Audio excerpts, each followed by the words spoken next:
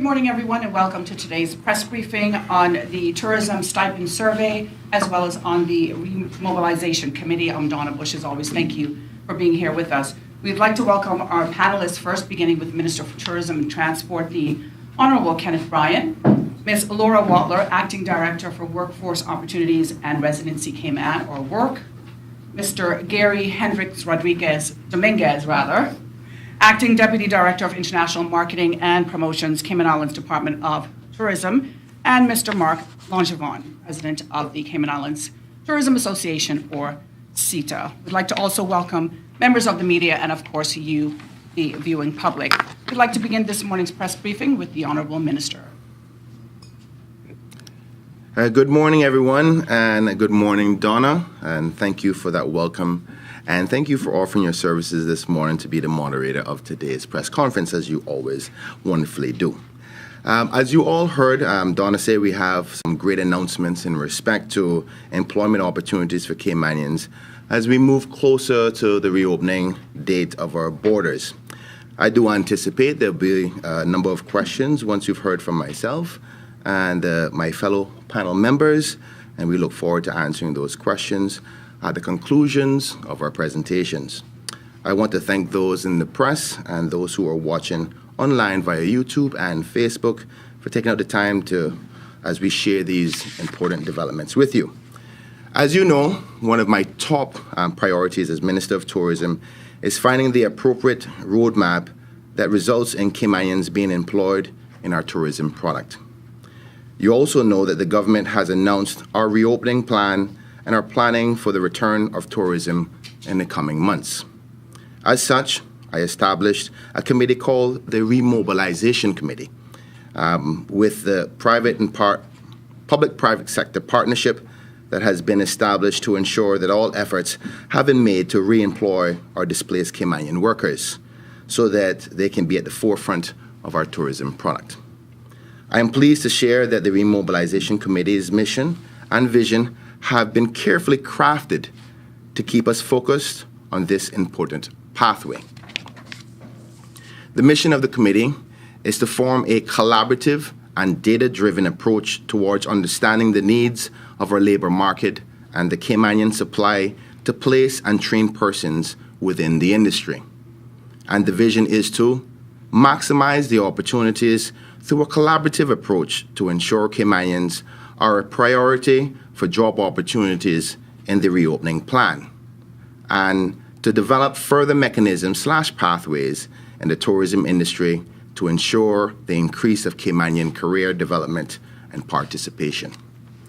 The Remobilisation Committee has several action plans that are currently in process. One that you are likely aware of is the Tourism Stipend Survey, which was a mandatory survey to learn more about those who are receiving the government's current stipend. Mr. Gary Hendricks Dominguez from the Department of Tourism will share those results of the survey and more details about this important data set later in the press conference. Another critical element of our action plan has been the identification of possible job opportunities with stakeholder businesses from the Cayman Islands Tourism Association. I'm happy to say that our collaboration with CETA is growing stronger and stronger. They have presented us with quantifiable data of employment opportunities for Caymanians that will become the integral part of our remobilization strategy. However, I don't want to take away the thunder from Mr. Mark Langevin, which has a lot of thunder himself, the president of CETA, who you will be hearing more from shortly in this presentation. So first, we're going to discuss about how the collections of both sets of data will be shared with our partners at work with the C, that is, which establishes the starting point of our pathways to getting Caymanians back into the tourism jobs. I would like to thank the Honourable Deputy Premier, the Minister responsible for work, for his support and help throughout this goal. Without him, I don't think this strategy would have worked. With that being said, I would like to now turn it over to the Acting Director of Work, Ms. Laura Waltler, who will explain how we will execute these strategies of this very important plan. Good morning, and thank you, Minister Bryan. Firstly, let me explain both subcommittees' objectives for everyone's understanding.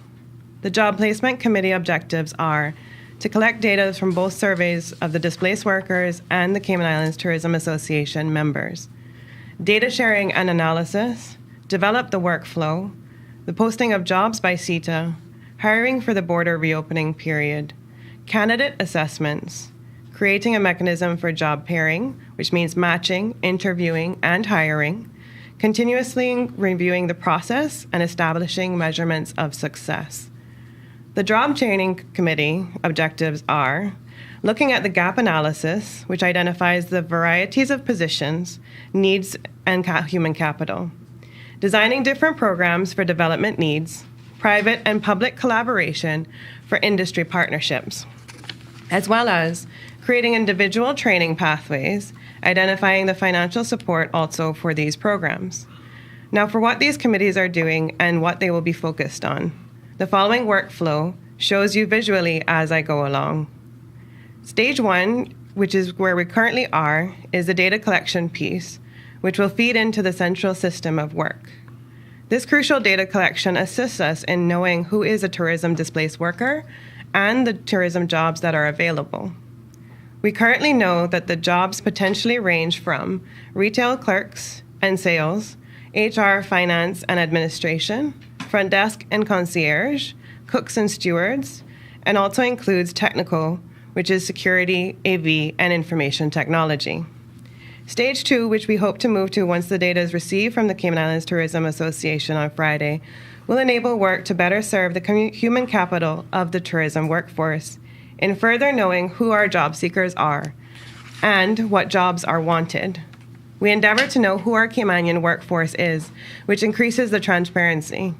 From the Stipend survey, results show of the persons who took the survey, over 500 of those are already registered with work and will soon receive information regarding the next steps. The results also provided a breakdown of job seekers by district. This will enable work to host registration drives to assist in in-person registrations. Dates and venues will be released soon. We will be able to compare job listings from the Cayman Islands Tourism Association data with the workforce data and conduct the initial analysis on potential placements, which means looking at potential job matches ahead of assessments. Stage 3 is mainly focused around the expansion of Stage 2 in order to gain a deeper knowledge of the job seeker.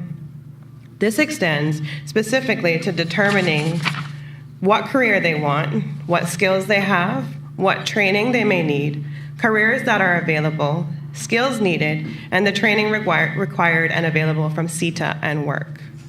Registering with work is important so that we know more about the potential employee in order to be able to place the job seeker correctly. Work officers will conduct accurate assessments of current skill sets of the job seeker to be matched accurately to the employer so that a plan can be created to facilitate the job seeker in finding employment. We think this structure will create a career path that will have long-term success. This is essential to the growth of our Caymanian tourism product and having Caymanians at the forefront. During the assessment stage, there may be job seekers who need additional training before matching in order to fit their long-term goals.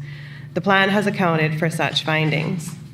Stage 4 is looking at the fit with the job seeker and potential CETA employer. This may require some training specific to a property, so we have also accounted for that.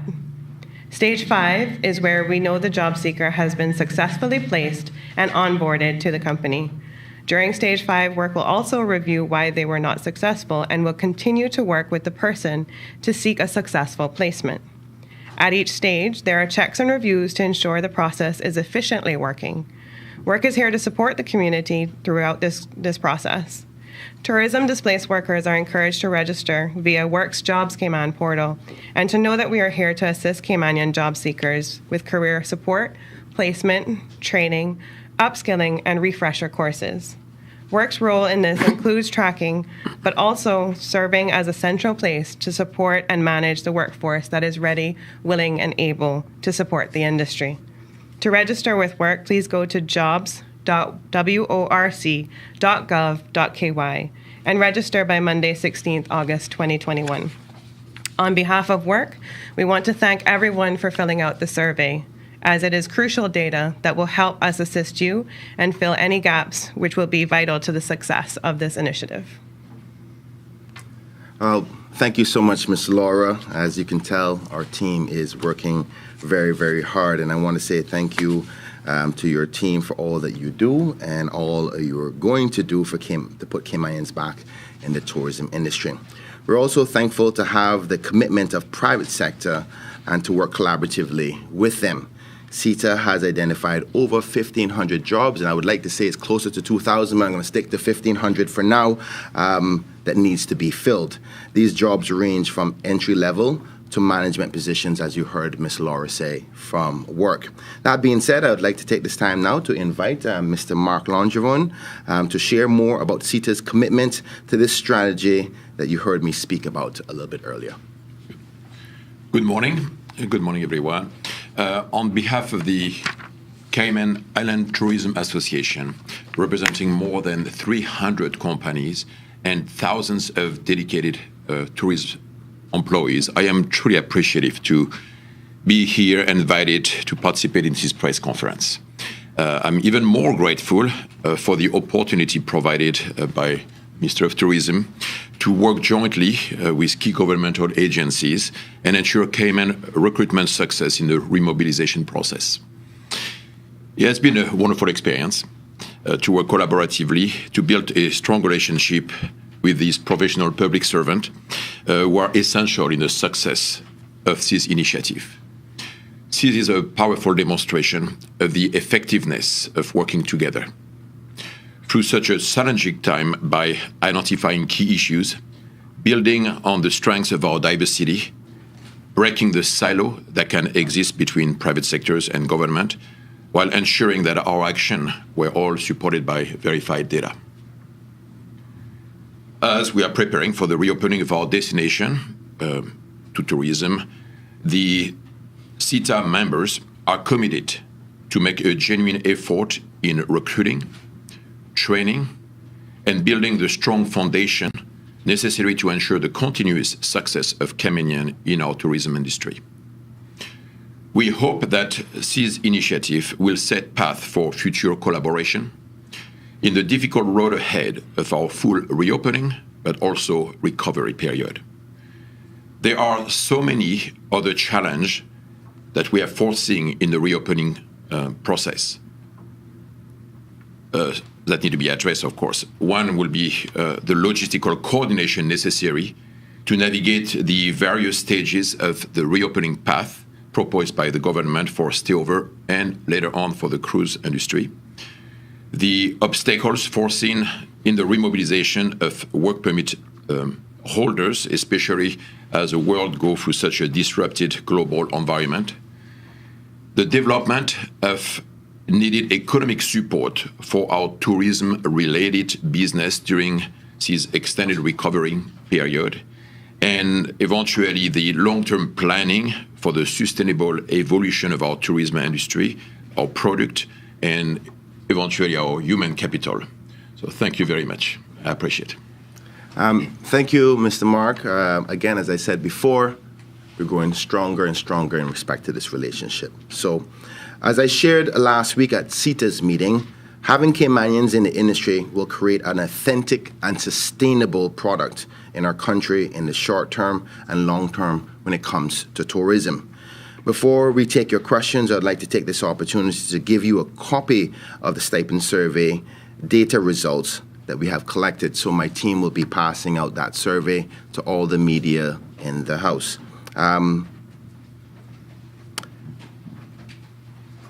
It'll also be available on the following online, be available online following this conference at stipend.ourcayman.ky. I say that again, at stipend.ourcayman.ky. I would like to thank the hardworking team at the Department of Tourism for handling the Stipend program from inception to present, including this very important survey. They not only stepped up to make the program, stepped up in helping our industry. Forgive me, let me start that over.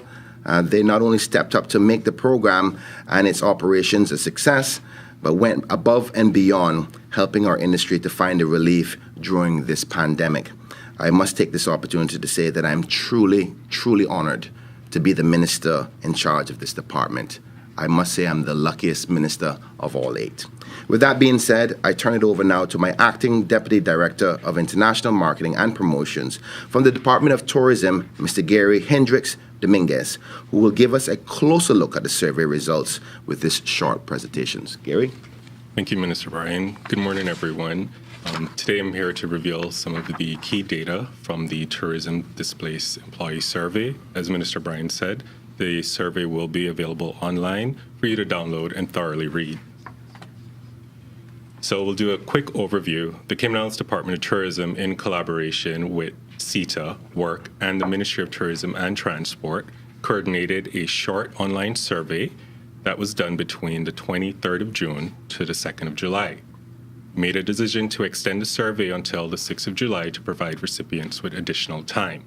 Stipend recipients who did not complete the survey by the deadline were then called by the Department of Tourism until we reached a 91.5% survey completion. The data presented today is based on this completion rate. The team is working on reaching a 100% completion by assisting those who may have had difficulties during this period. We're currently at a 96% overall completion rate. For recipients who have not yet completed the survey, I ask you to email stipend@caymanislands.ky or call our Department of Tourism at 949-0623.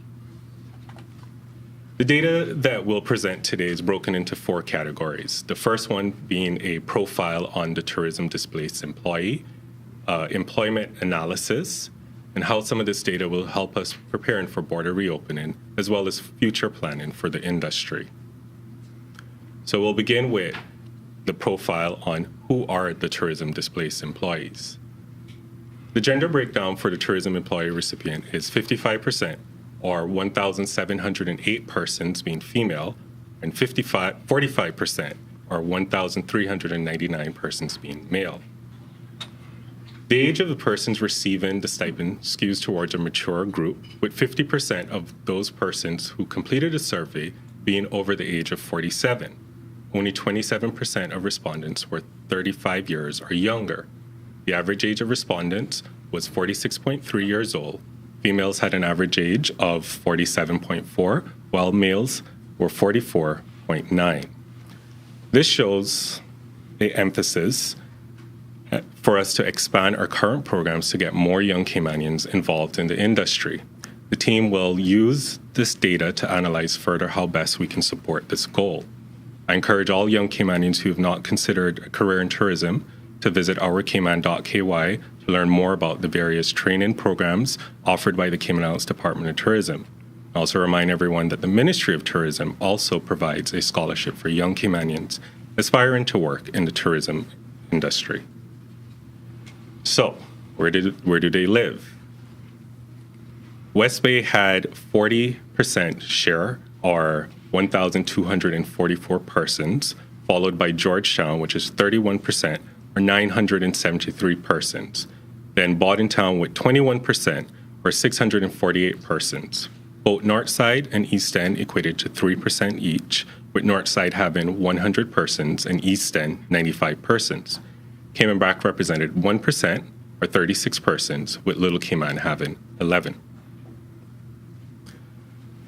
Most recipients reported that they primarily served stayover visitors, which represents 64%, or 2,000 persons.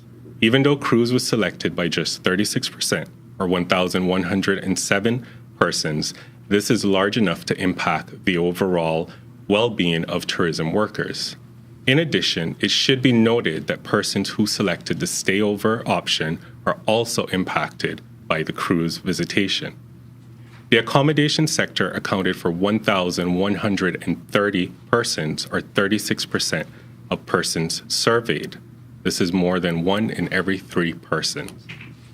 The number of applicants from the accommodation sector was 57% of those who stated that they primarily served the stayover visitors. Other sectors with workers who stated that they were primarily impacted by stayover visitation were airport services, food services, and car rental workers. So now we take a look at some of the positions that were held before the COVID-19 pandemic, and we see that 12% of persons reported that they were in housekeeping, attendant, or similar, and then we had 10% sales clerk or similar, and 8% bus driver or similar. Survey respondents were asked how many years of experience they had in the tourism industry. 70% of them indicated that they had over 6 years experience. We'll now look at their current employment analysis. So, when recipients were asked about their current employment status, 49%, or 1,537, stated that they are currently not employed, and 51%, or 1,570 persons, stated that they are presently employed. Of those currently not employed, 10% stated that they were currently earning an income. Of those that are currently employed, 1,098, or 70%, are still within the tourism industry. The remainder 30% have found employment in other sectors. This can be broken down into 24% stay in other category, 21% retail, and 13% in the construction industry. For those employed, only 35% said that they were working a typical 5-day week. 65% state that they're not actually working a typical 5-day week. This can be further broken down by working hours per week. Of those currently employed, 74% are currently working less than 30 hours per week. While being employed, 1,095 persons, or 70%, stated that they would be interested in obtaining another job to supplement their income. So how does this information help us with preparing for border reopening? First, a large majority, or 2,691 persons, or 87%, of the survey persons would like to return to the same job they had prior to COVID-19. When we asked if they were registered with work, only 33% said they were registered, and 67% said that they were not registered. We encourage those persons who have not registered as yet to please log on to the work job portal to register today. Additionally, the Department of Tourism will be crafting and distributing an email in collaboration with work to provide recipients with guidance on registering with work.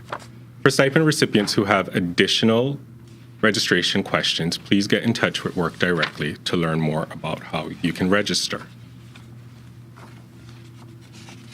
Vaccination.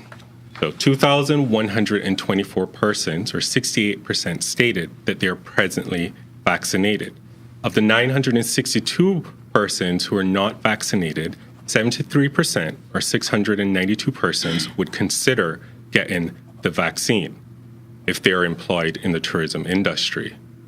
Over 91%, or 2,816 persons, have said that they are vaccinated or would consider getting vaccinated. So, how does this help us with future planning?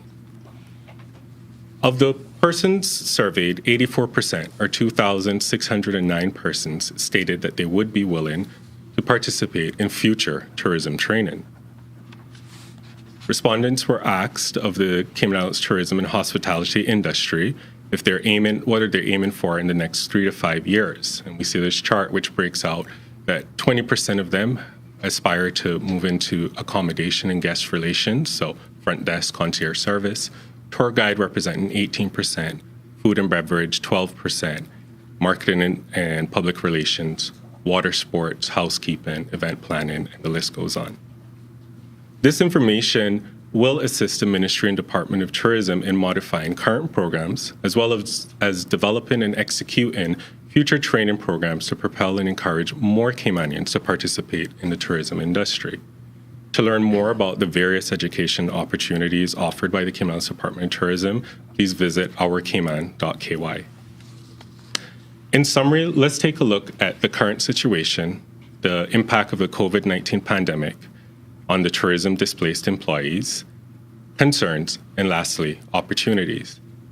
Currently, we have an average age of 46.3 years old, with 64% from stayover and 36% from cruise. I should add that we have 3,396 displaced tourism employees at this time, as we are currently verifying the last batch that we just recently closed.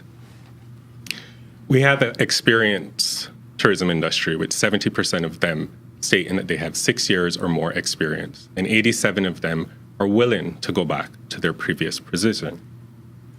So what sort of assumptions that we can make of the impact of the COVID-19 pandemic?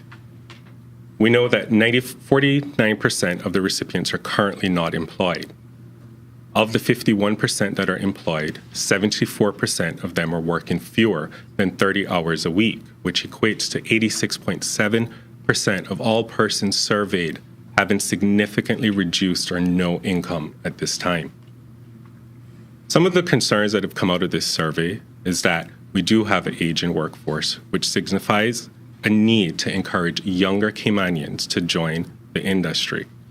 Again, I encourage those persons that are interested in joining the industry to visit ourcayman.ky and learn more about our various training and education opportunities.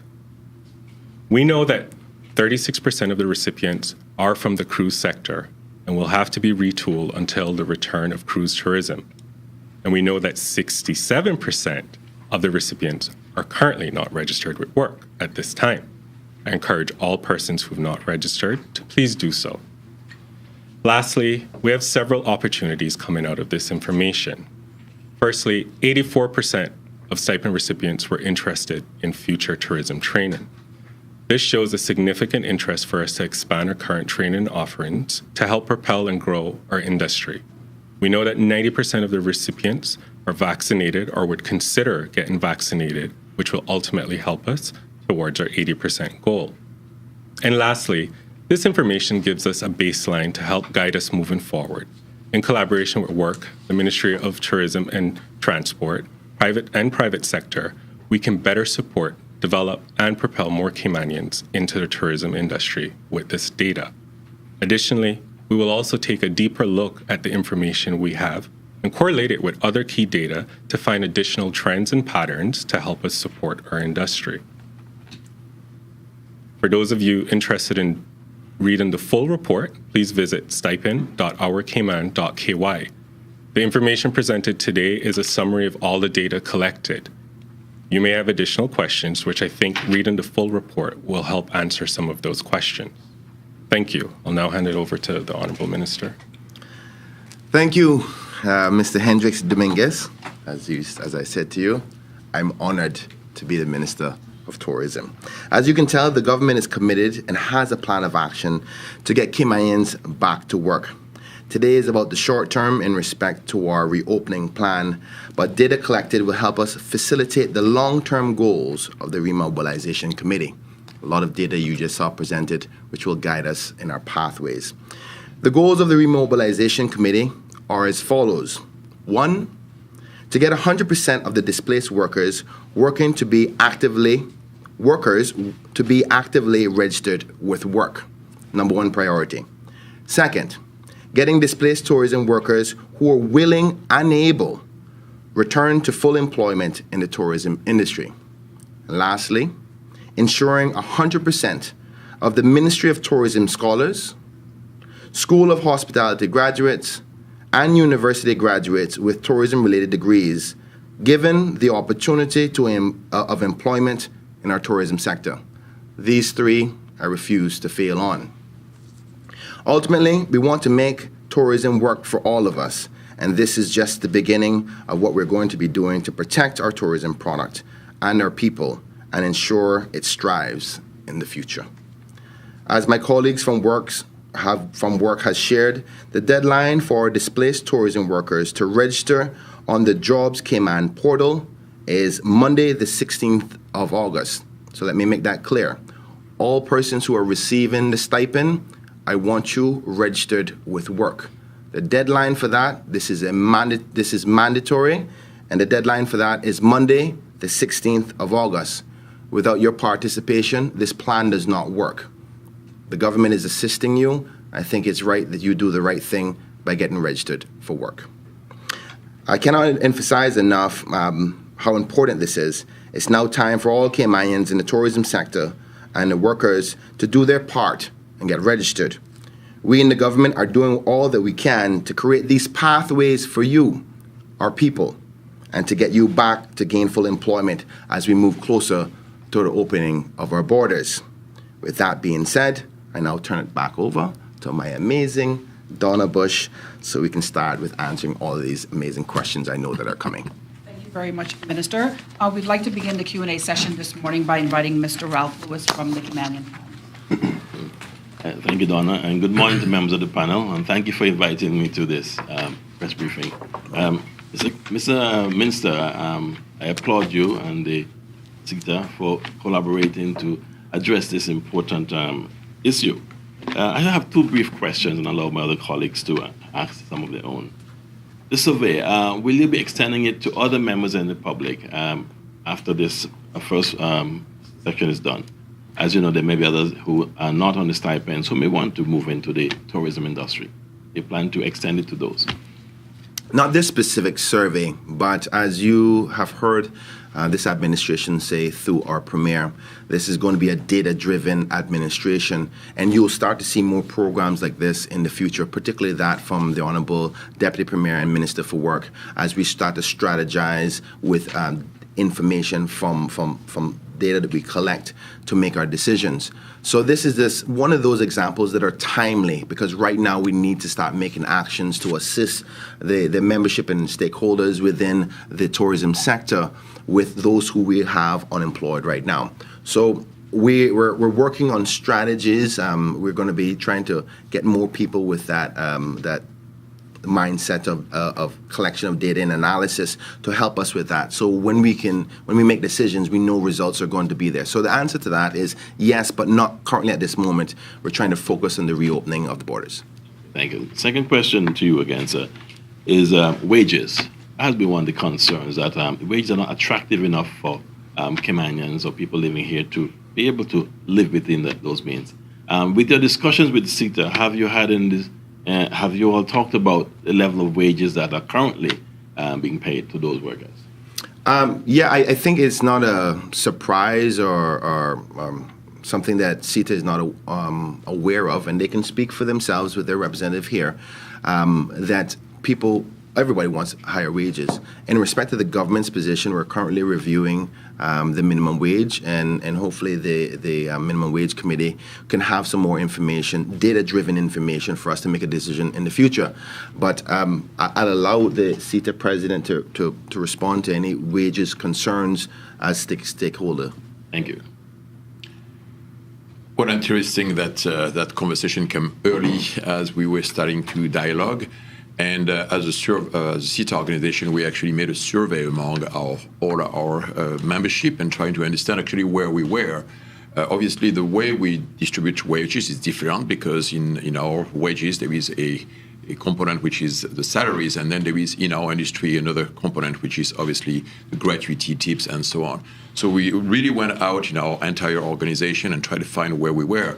And at the end of the day, we shared that information back with the Minister of Tourism, and there was clearly evidence that actually even our entry-level job was at a level that is certainly way above the current minimum wage. At the time, it's somewhere around the $30,000 CI per year for a really basic, after that going up to some very good, attractive salaries. So I think it's sometimes it's a perception, or it's, things that are repeated in the community, but not necessarily driven by data, as we say.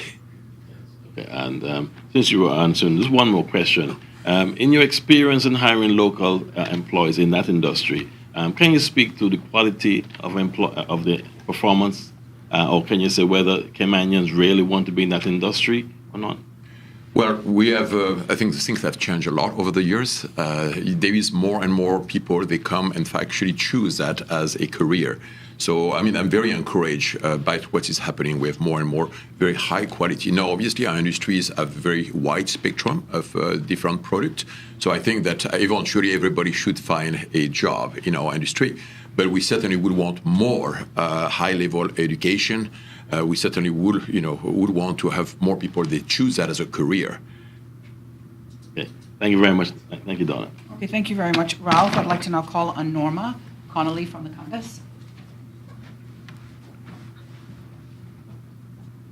Morning. Good morning, Ms. Norma. Just a few questions. I've been trying to digest all the numbers from that survey. There's quite a bit of information in there. But maybe we'll ask an easy one first. Mr. Bryan, regarding the mandatory registration Yes. with work, if people choose not to register, will they lose their stipend? I'm not going to go that far right now, but I will encourage, and where's the camera? It is mandatory. Please don't let me have to make any decisions in that respect. We're all working together to help our people. Even if you have a job right now, let us know. This exercise is about understanding the labor market, particularly for our people. We're not here to try to stop you from getting assistance. We just need to understand to make the right decisions. So it is mandatory. If I don't see people making the right choices, then I will discuss with my colleagues if I have to take harsher penalties in respect to that. But I think that we're going to do the positive, right thing. So I expect people to all get registered. And is there any relevance to the specific date that's been set, the 16th of August, I think you said? Well, no specific reason other than the fact is we need to get this ball rolling now. As you saw the layout, work has to start matching people up. CETA, though we do not have the exact number specific, ranged our discussions of over 1,800. I said 1,500 because I want to be more reserved in respect to the expectations.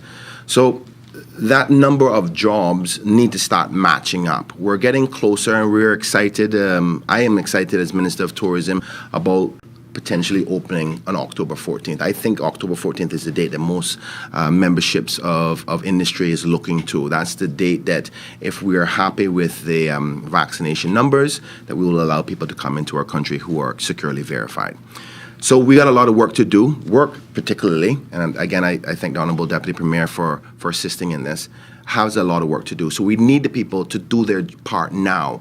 As you saw with the data, only 33% are registered with work, am I correct? 33%. So we have 67% of the persons out there not registered with work.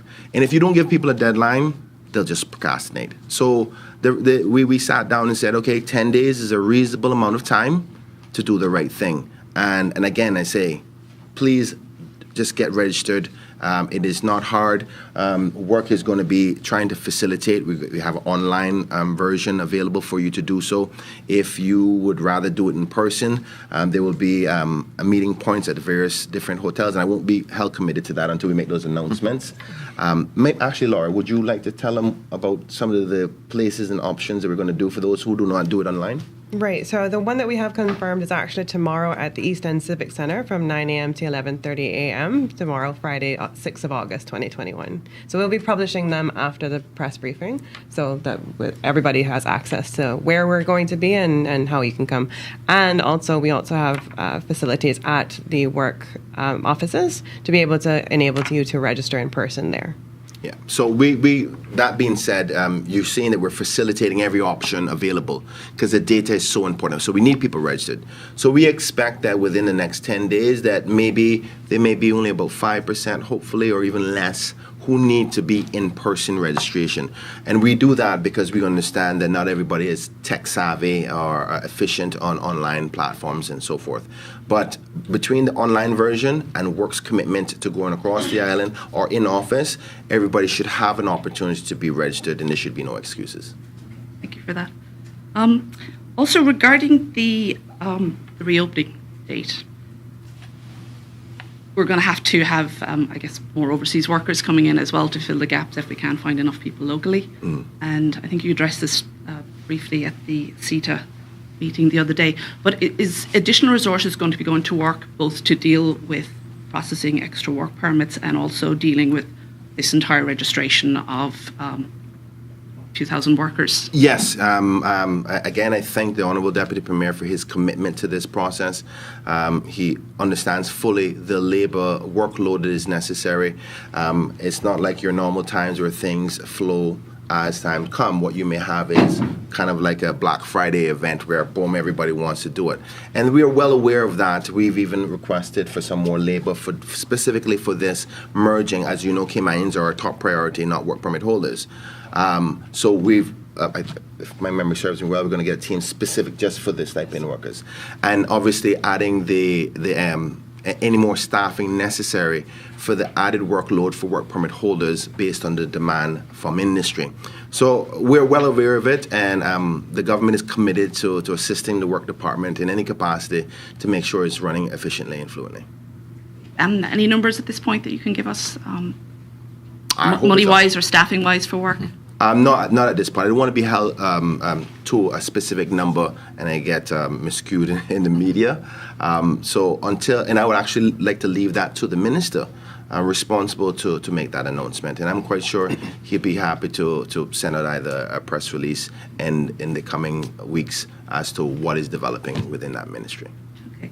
This is a question I think either you or Mr. Langevin could answer, or even Ms. Watler. You spoke about the additional training that people may need. Who's picking up the bill for that? Will that be something that is paid for by the individual companies within CETA for additional training, or is it something that government will pick up the bill for and then they'll be slotted into various jobs that are available for them within the industry? Okay, I'll take a jab at the first answer and then Mark can add on afterwards, because unfortunately I don't think the graphic was showing people at the very start. But there's going to be 3 different categories of training opportunities, and we suspect that most people of those numbers would fall in the first one, which is basically re-entry into the industry training. And those things are done mostly on the job. So for instance, you go down to the amazing hotel at the Ritz and they say, okay, this is what you call onboarding. Am I correct? That's correct. Onboarding. So, get you familiar. You used to work at the Marriott and the Ritz do different things. So you're training on the job for about 5 or 6 days, but you're technically already working. We expect most persons to fall within that kind of a category, because if persons were to go back exactly to what they were doing before, maybe just with a different company, your training is more related to the specific company that you're working for. But there may be people who may want to transition from a different category of work. Say, for example, a bellman may say, I want to transition now into front desk. Now, obviously, being a bellman may be a little bit different than front desk work. So you may have to have a little bit more training that will be offered either through collaborations with government and industry to give them that little training that may be 2 weeks before, 3 weeks before in collaboration. So there's going to be ongoing assessment of this training. Stage 3 is persons who've never been in an industry before, that depending on where they want to go. So if you've never been in an industry before, but you want to be a beach man or a beach woman for that fact, there's not as much skill set necessary for that. But if you are aspiring to go into senior management because you're coming from administration, maybe you may need a little bit more training as to how hotel industry works. And then there will be offerings as I continue to develop the tourism, forgive me, what's it called again? Hospitality school. Forgive me, sorry, a lot of information. So as we develop these other training opportunities, we don't suspect that a lot of that is going to happen. I think that's the long-term approach. But the short term is more onboarding, or maybe just because you're switching the position, that about 2 to 3 weeks beforehand. Hence the reason we got to start now. We're working against time here. October 5th, 14th is in my mind the magical date if all goes and nothing conspires against us. So we got to get the ball rolling now because the work has a lot of work to do. Yeah. I just want to compliment that as a CETA, we will be there, be able to provide our facility our knowledge, our experience throughout all those training. I mean, those are not going to be at charge. We're going to certainly supply with that. Now, what we will have to converse is how to facilitate, all those workers to go and attend the training or any kind of support we could have. So that's something that we hope we find collaboration. But throughout any level of training counts on us as an industry to be able to provide all the training that to support the development. So I think it's a very important factor.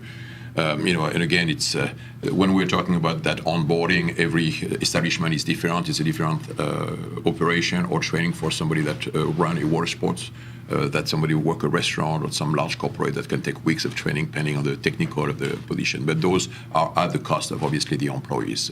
Okay, thank you. My final question: obviously all of this depends on us hitting the 80%. Is there any information you can share with us at this point about any kind of extra vaccination drive the government may be planning in a push to reach that number? Yes. Again, I'm going to invite my team to give you some announcements to that. But we are committed to shooting for that 80. I know it's a hard task, and I think everybody recognizes how difficult it is. But if you know anything about myself as well as this administration, we believe that there's many things that are hard that can be accomplished, and we're committed to that. And I'm not even going to talk about if we don't get there. Right now, I'm not in that mindset. We're shooting for it. But we do have some announcements as to how to help us get there. So I'll turn that over to Gary. Thank you for that. Today, and I don't want to steal their thunder if they haven't done as yet, but DMS Broadcasting has taken on a challenge to actually put up a grand prize of $100,000 for those persons that have been vaccinated and persons who are going to get vaccinated. They'll also be working with the HSA to do spot prizes and referral prizes as well. So I recommend logging on to the DMS page or their various radio station Facebook page to learn more about the specifics and who's eligible and how you can drop your name in the hat to be eligible to win that $100,000. So one person will win $100,000? Yes, it's a grand prize of $100,000, and then they have various spot prizes as well that they will give for just on the day of persons going to get vaccinated. And then they also have opportunities for persons who are referring persons. So if you want to help some of your friends, get them in the car, bring them down there, make sure that you bring your vaccinated card and work with the HSA administrative desk there to actually get an extra raffle ticket to drop your name in there. Packing my car with people. Okay. I just want to add one more thing to that. There have been other private sector individuals who have reached out to the government to assist. I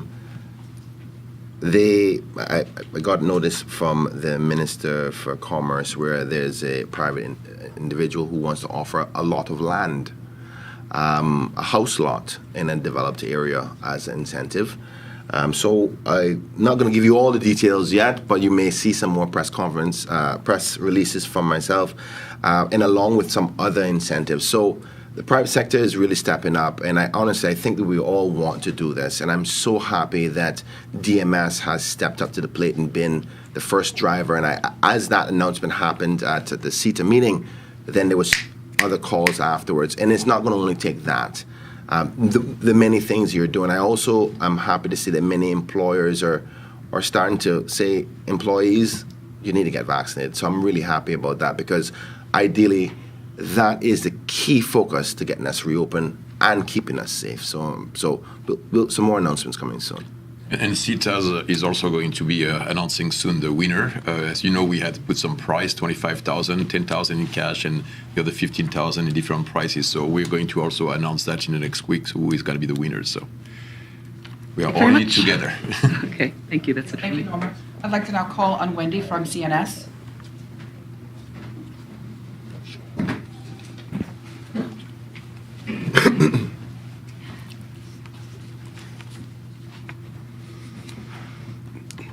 Hello, everyone. Good morning, Wendy. Morning, Minister Bryan. Yours is the first question, actually. You mentioned an October date. I'm a bit confused about that. What were you talking about when you said, I think, the 14th of October? What is that date? Okay, so, and maybe I should, clarify when I say these things. So, as you know, we have 5 phases, and we're currently in phase 2. The next phase is phase 3 in September the 9th. That's what we call the soft reopening, which ultimately we transfer from repatriation flights back to the Open Skies Agreement, which allows all airlines to start flying if they choose to. All right. Now, we seen, because in that phase, they were still requiring a 5-day quarantine, that most stakeholders and airlines and even industry has said, you know what, most people are aiming more for the other date on the 14th if all goes well in respect to the reopening, because that's the first time within our plan where a person can travel to the Cayman Islands who have been securely verified to be vaccinated. They can come off the plane and not have to quarantine. So with the average of 5.5 days of stay across our stayover tourism, the industry is only saying that they would start to come as of the 14th. So technically speaking, our soft reopening is on the 9th of September, but industry and indicators show that most people would want to come after the 14th of October date. Okay, thanks for that. Next question, which is really the mandatory registration. What about small businesses, micro businesses? So people who own a business, they're getting the stipend because their business is effectively like aside, maybe a small snorkeling shop or something, you know. Will they be required to register to get their stipend? What's the situation for them? Well, any business grant is different from the employee stipend. I guess it could be confused from the fact that a self-employed individual who owns the business but also is the employee. Yeah, exactly. He's technically the employee. So this is for the stipend recipients for the $1,500. If you are a business and you got a business grant or an assistance in some other way, that's not this. What about the ones that say they've got their staff and that as soon as the borders open, they know that they're getting their job back? I don't understand the question. Okay, so workers for small businesses that are still employed by the small business, but he can't afford to pay them or they can't afford to be paid. So they're getting a stipend from government, but they're going straight back to their job once the borders open. You still want them to register for work to find another job. Anybody who is receiving the stipend from government they have to, okay. has to register. Unless you're an actual owner. No, anybody who is receiving the stipend, whether you're an owner or not. So if you're receiving the $1,500 stipend, we want you registered. So now the purpose of this is not to say, okay, if you were the owner of the company, you just want to register because you pass on the information to work to say, I own the company, I expect to be working myself. And the purpose for that is for us to analyze all the information to say, okay, then we can put these people aside because they're going to be okay, they own their own business. Or we can put these people aside because they've actually gotten another job. And establish who is it that need to be worked. And take the data we've gotten from CETA and match those who need the work and get them employed. So that's the purpose. It's not necessarily to say you need a job. You may have a job, but I need to know that you have a job so I can be assured that that they're going to be okay as per the PACS administration's commitments to Caymanians. So on the other side of the coin, we're going to have CETA are going to be supplying all of the jobs that they have. Yes. So, for example, we're talking about putting aside all of these resources because we're going to have lots and lots of work permit applications. We're looking at 1,500 in that survey, 1,500 unemployed people, 1,500 jobs. I mean, a lot of people are going to be saying, well, there you go. Well, that's basically how I see it. So what's the need for all these resources for their work permits? Because they don't need any work permits, in theory. Well, I don't think that necessarily is a fair assessment because this is only CETA members, right? Not everybody is a registered member of CETA. And the numbers that we're working with is the numbers that we do know. So, for example, many of the stipend workers don't work for places that are CETA membership owners, business owners. So we're working with those figures, and I predict, and this is not to be focusing on work permit holders, but the administration has to ensure that CETA has the labor and stakeholders have the labor they need. It's pretty straightforward. Caymanians first, Once we sort that approach out, have to be able to assist the businesses with the labor they need. And if that means outside labor, then do so. But putting Caymanians first as to those who want those jobs. Because we can't not facilitate the labor they need. We'll be screwing up the tourism market.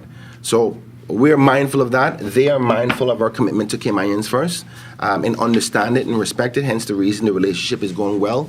As I said, they presented to us, and I think the final figures are coming out on Friday, a breakdown of all the different categories of jobs available from their stakeholder membership, exactly how many jobs are in each category, and that's the information Laura and her team at work is going to use to say, okay, after all the stipend recipients have registered, which ones want to work, match that with those jobs. Once we got them all covered, and anybody who wants work, because obviously you can use those who are not getting stipend money as well to say, oh, there's a job here.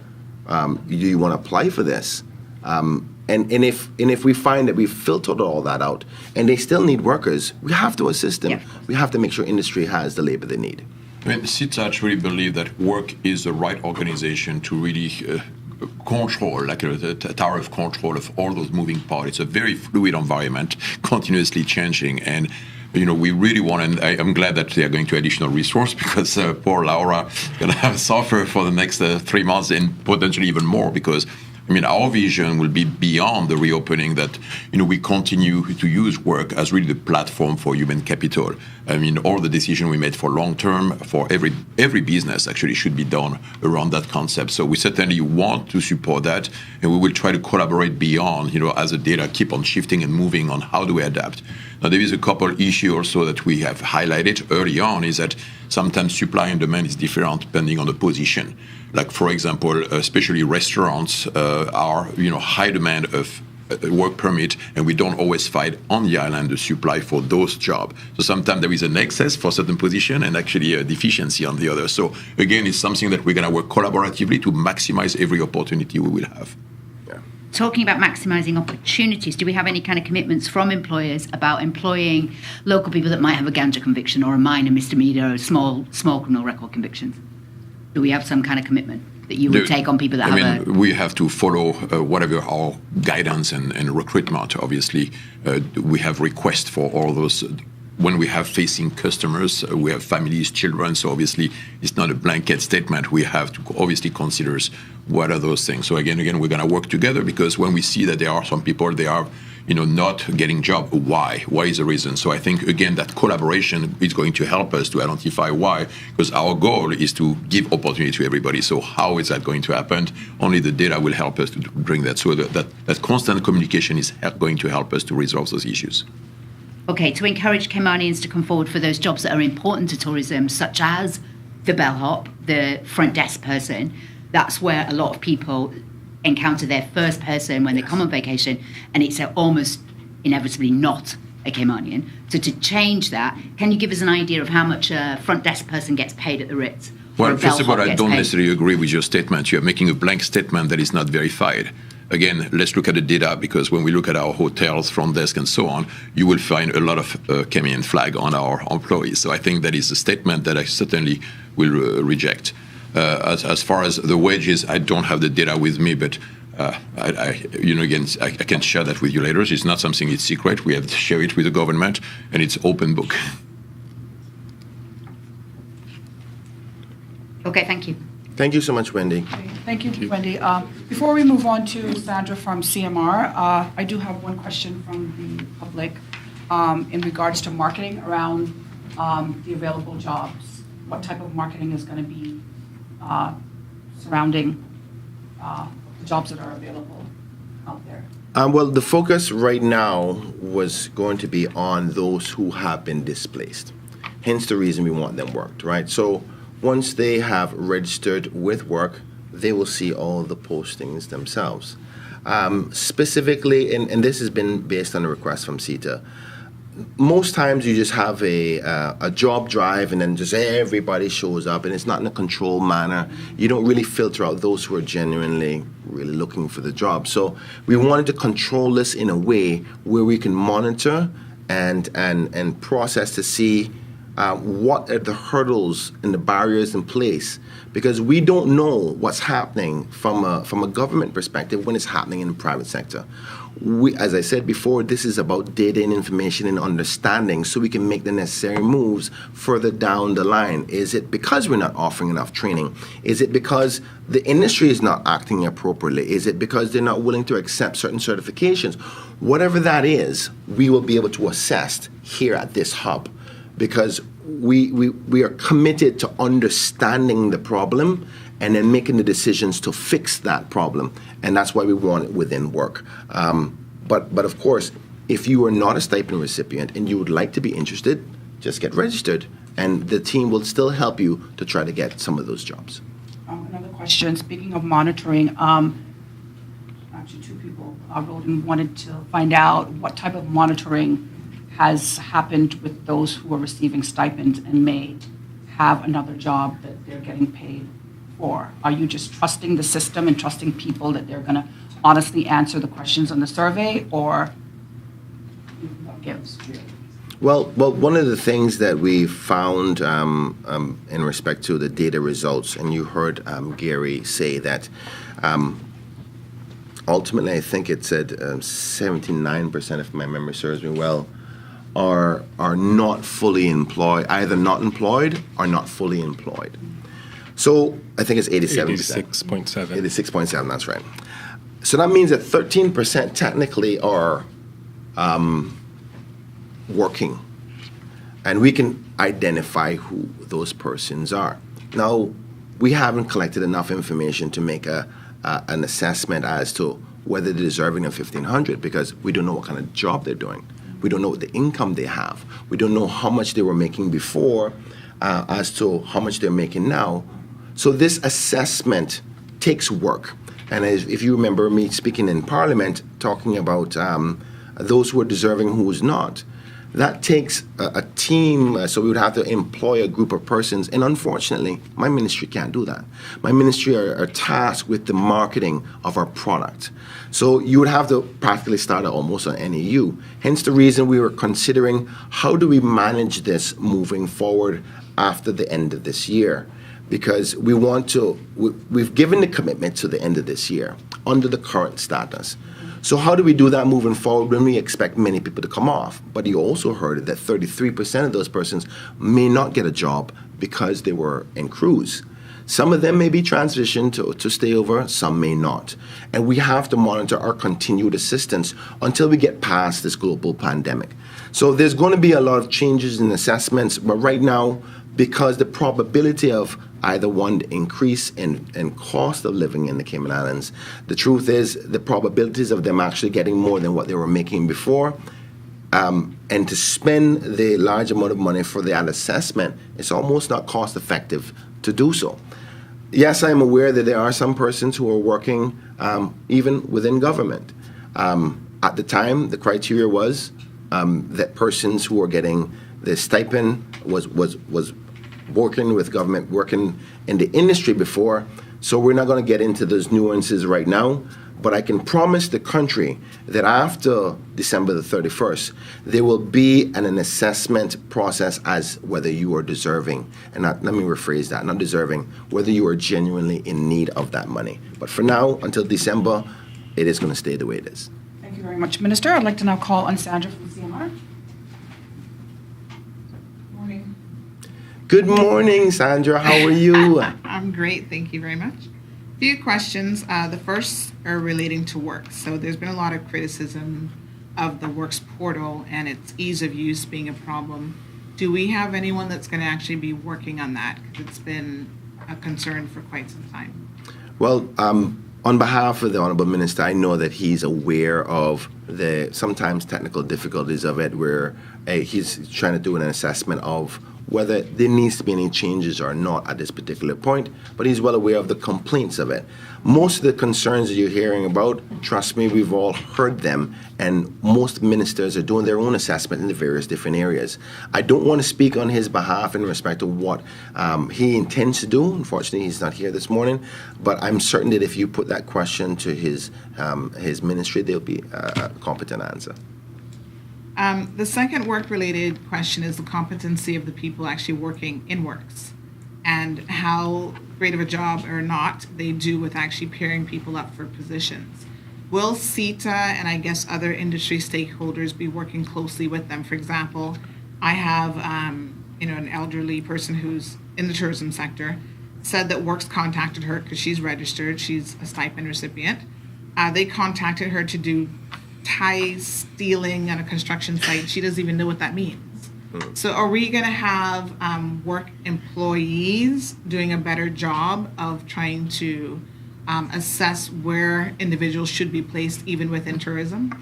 Again, thank you for the question. I can give you this commitment that, yes, the first part of your question, whether Ministry of Tourism and industry will be working hand in hand with this special team to assist work with matching persons. But the second part of your question about the specific employees and their competence, I think that's a question for the Honourable Minister, which I said before. I think he's doing his assessment of those criticisms and concerns per se. And I'm certain he'd be happy to respond to you directly in respect to those questions. Okay.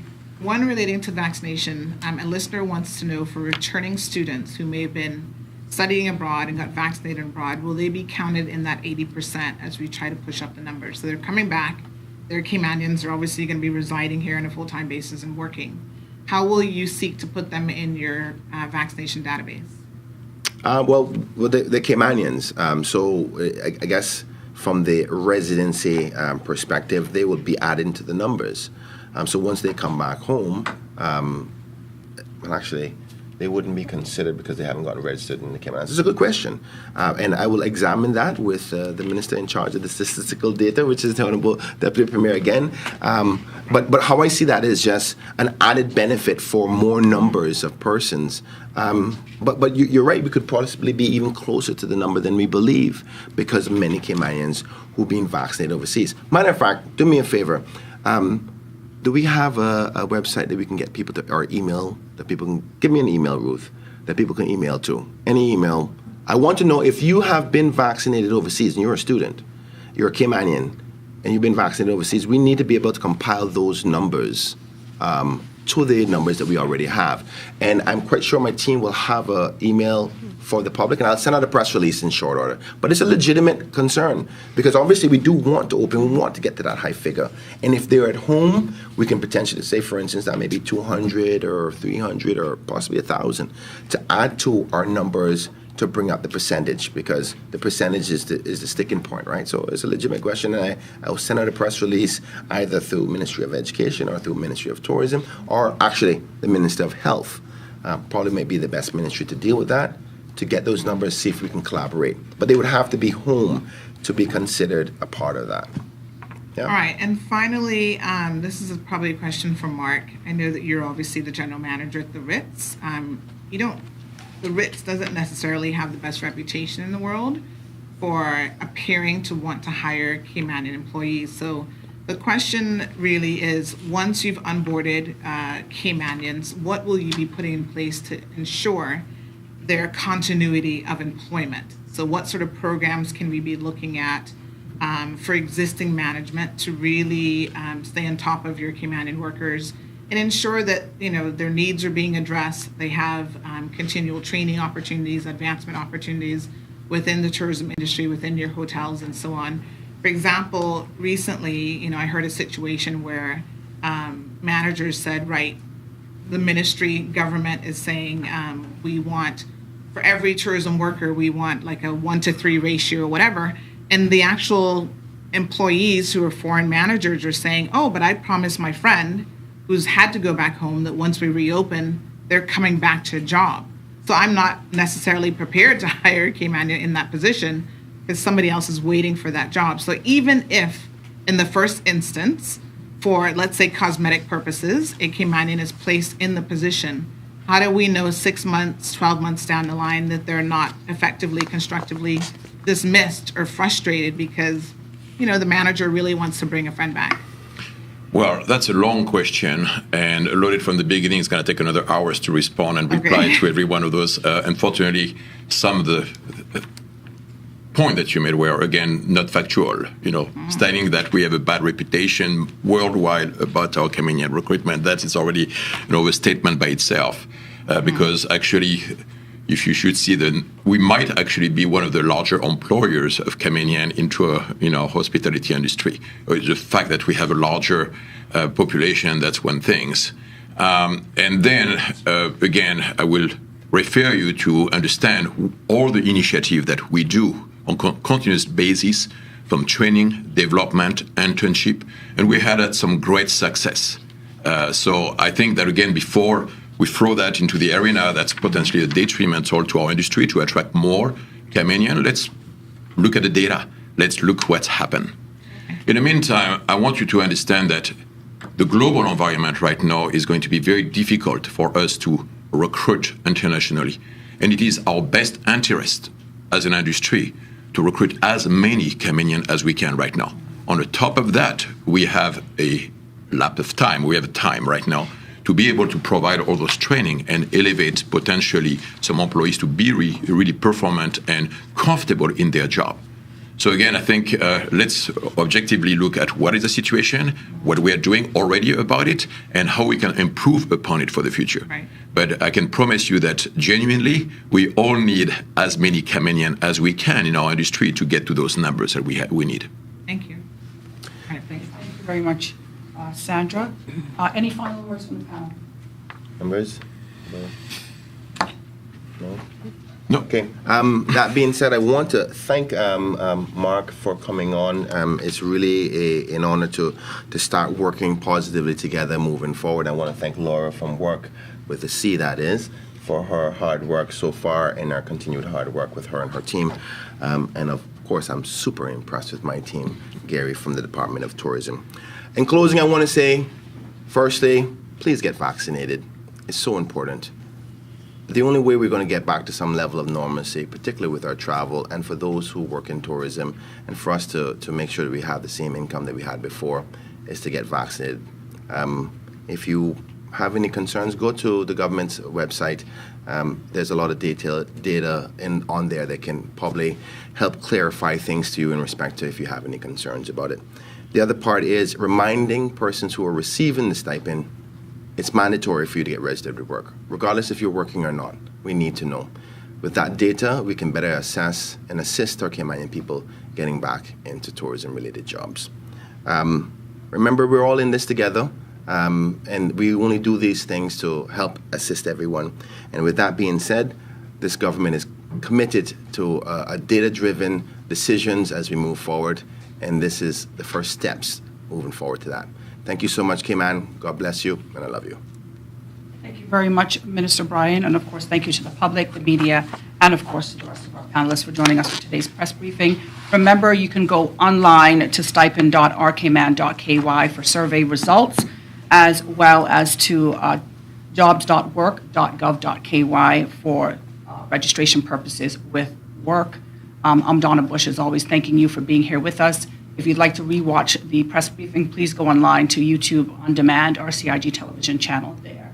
Until next time, have a great day.